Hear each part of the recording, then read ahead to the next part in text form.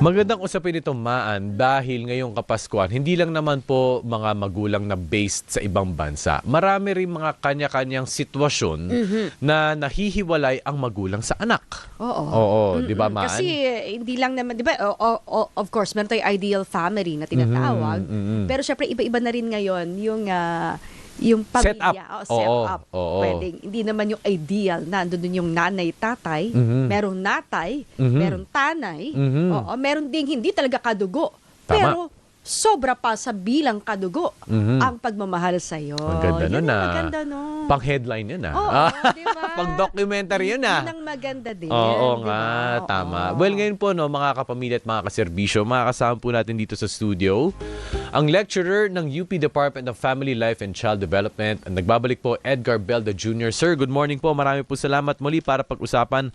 Ito naman, no, kumbaga, not so talk about topic. Pero ano po ba ang importante, sir, na talagang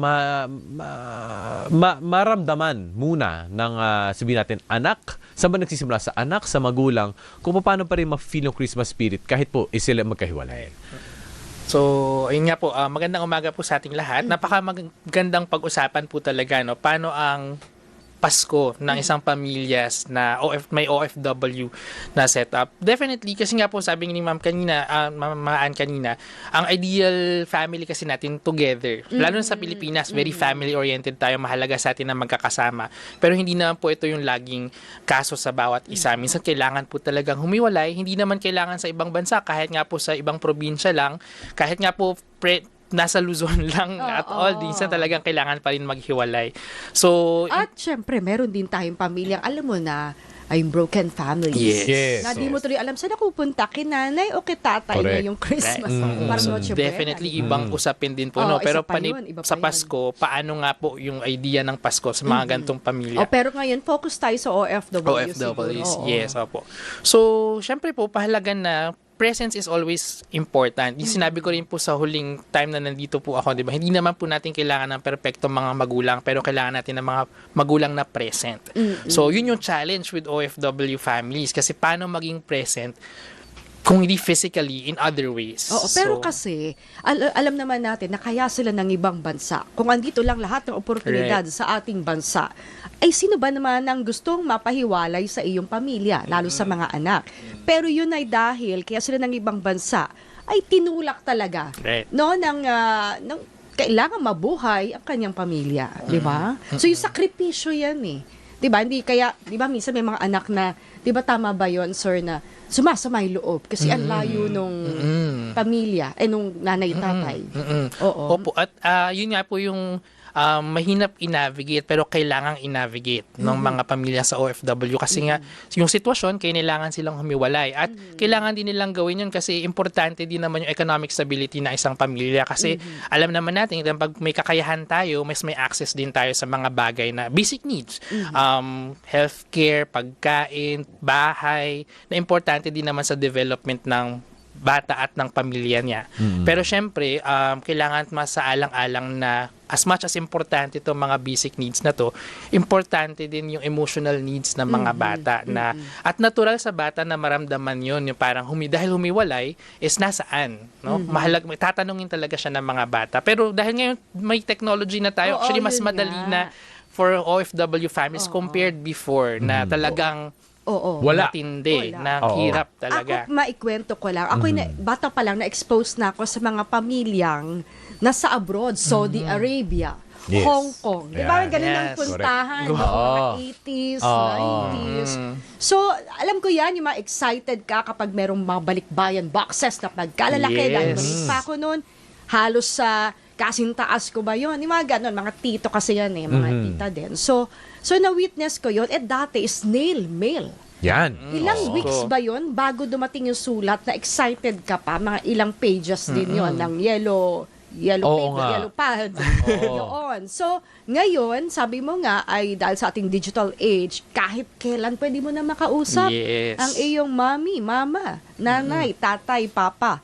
Diba? Kahit saan man sa mundo. So, nakatulong yun para maibsan yung kalungkutan. Opo, definitely nakatulong. So, pero tayo alam naman natin technology ay tool lang. Oo. Nasa sa atin paano natin talaga meaningfully ipapasok to sa planning natin bilang pamilya. So minsan kasi yun yung nakakalimutan ng mga magulang or ng pamilya, paano natin gagawing strategic ito. Kasi parang minsan hindi na tayo nag-iisip na kung kailan lang ako free, kung kailan lang ganyan. Pero maganda kasi yung talagang may routine na binibuild, mas reliable at consistent at napag-uusapan talaga na si gantong kasi time zone difference, 'di ba? So hindi naman pwedeng anytime tatawag lang si anak, nasa work, ganyan, or tulog kasi nga ibang oras.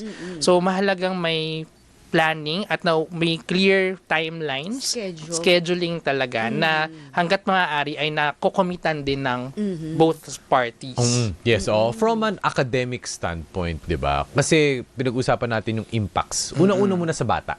'Di ba? Kapag pag sanay siyang mawalay sa kanyang magulang, especially during this Christmas season. Kasi academic standpoint, hindi naman sabihin natin Christmas season buong mundo, depende lang naman sa kultura yan Pilipino big on this, pero pag sa ibang bansa, parang normal holiday lang. Mas ano pa nga sila yung Thanksgiving. Oo, Parang yan. yun pa yung Pasko, bawa sa Correct. US. Oo. Yun ang parang pinaka-Pasko nila. Pero at least sa Philippine setting, kamusta ba ito, sir? Yan. Ito kasi mga gatong holidays or kung ano mang celebrations, we call it from an academic standpoint ay meaning-making moments or memory landmarks. Yung question of the day nga natin ay core memory.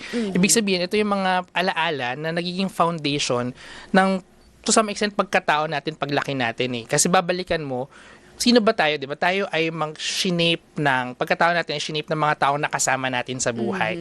So itong mga holidays na to, itong mga memory landmarks na to, ito yung mga events na maaalala mong sino yung nandun during my important moments.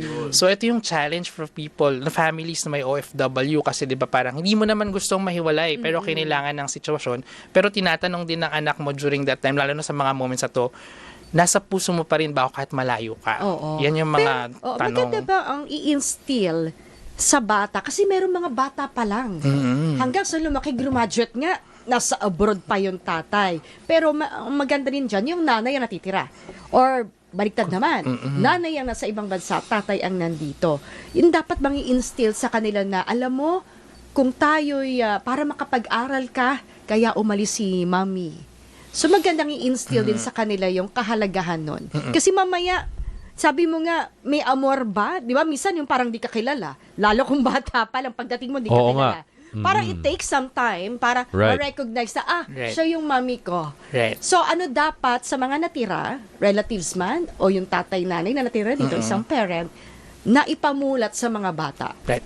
Actually, yan po yung very tricky part, no? Kasi paano talaga ipapaliwanag sa idea na kayang intindihin talaga ng bata at kasi kapag ganun lang natin siya sila ginagawa na to kasi sakripisyo para sa para ganyan para kasing naging ang burden ay sa bata to some extent po no kung hindi natin na freeze well kasi baka isip na so kaya wala siya kasi dahil because sa of akin me. na hindi naman po yun yung goal ng pag-explain definitely no pero kasi hindi pa yun kayang intindihin lalo na kung 2 years old, 3 years old na parang ano yung sacrifice? Hindi naman po magiging clear yon for them. So mahalagang i-mention lang po na kailangan gawin ng magulang yun kasi may ginagawa siya pero may paraan pa rin naman na lagi siyang nandyan. So yung doon papasok. Ang mahalaga sa bata is yung presence ng parents. Hindi niya pa po maiintindihan yung mga very economic reasons for us, di ba? So, mas ipaliwanag na kahit malayo siya, pwede pa rin siyang nandito at paano siya pwedeng nandito. So, what can I do as a parent para maramdaman ng bata na nandyan si tatay, nandyan si nanay para sa akin kahit literal na magkahiwalay ka? Right. So, definitely yung una nga po ay may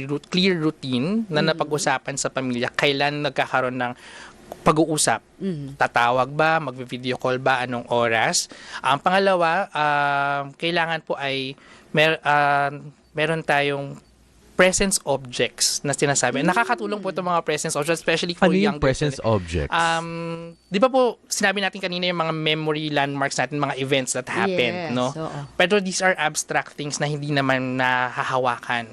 Naaalala lang natin siya. Pero yung presence objects, ito yung mga actual things that can help the child remember you.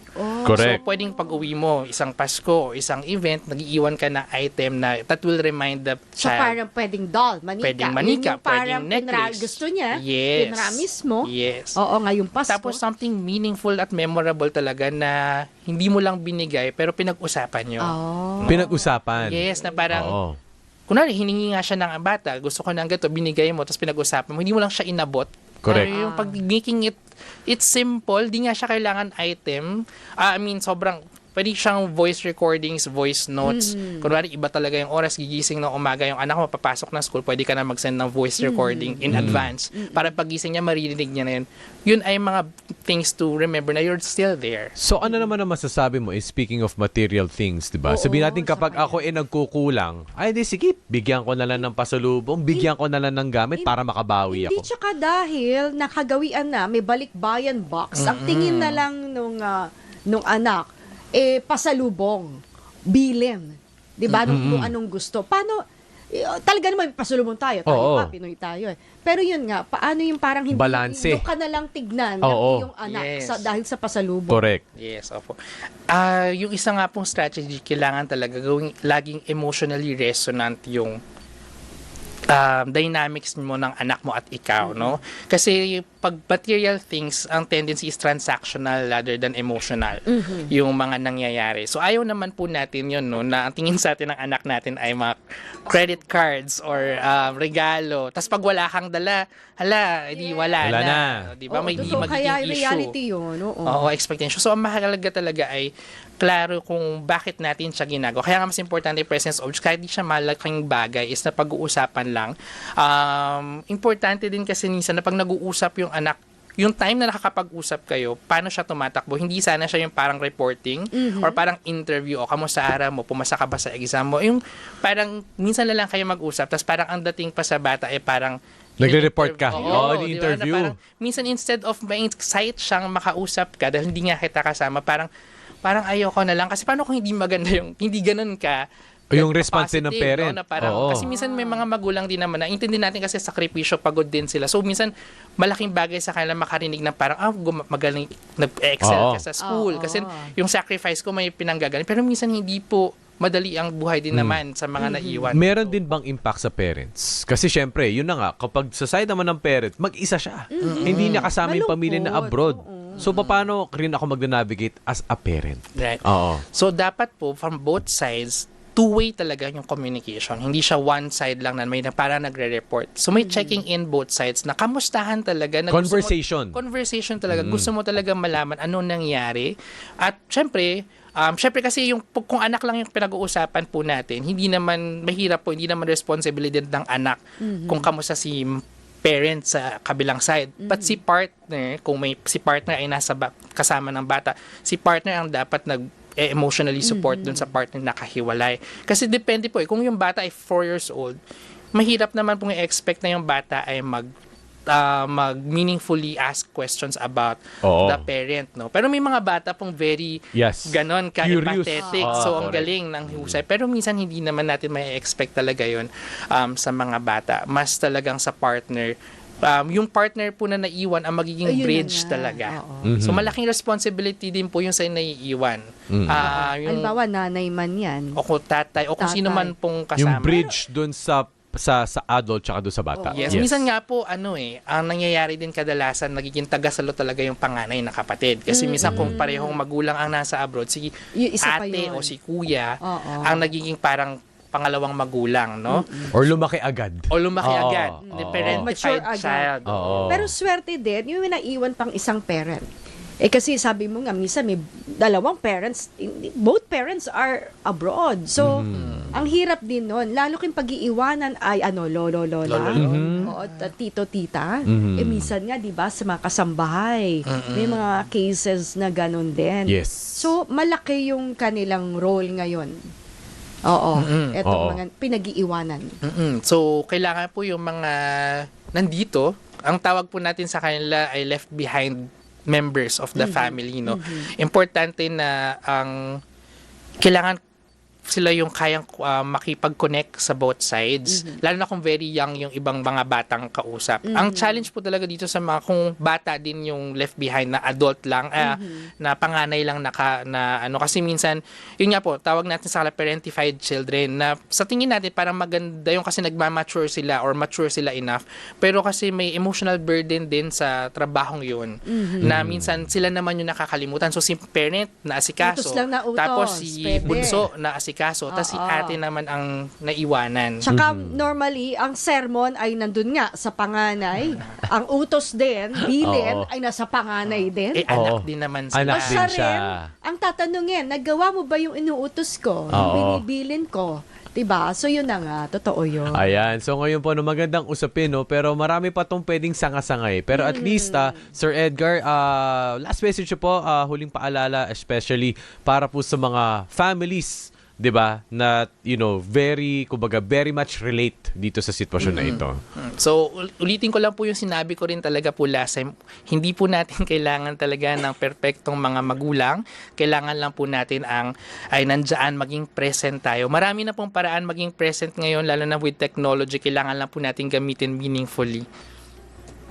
At maligayang Pasko po sa ating lahat. Oo, Merry Christmas. Alright, Merry Christmas po, Sir Edgar Belda Jr. Siya po ang lecturer ng UP Department of Family Life and Child Development. Sir, balik po kayo kasi I'm sure marami pa po tayong pwedeng topics, Pag-usapan. especially kumbaga talagang nakasentro sa kultura ng Pilipino. Maraming po salamat and Merry Christmas. Salamat po. Thank you.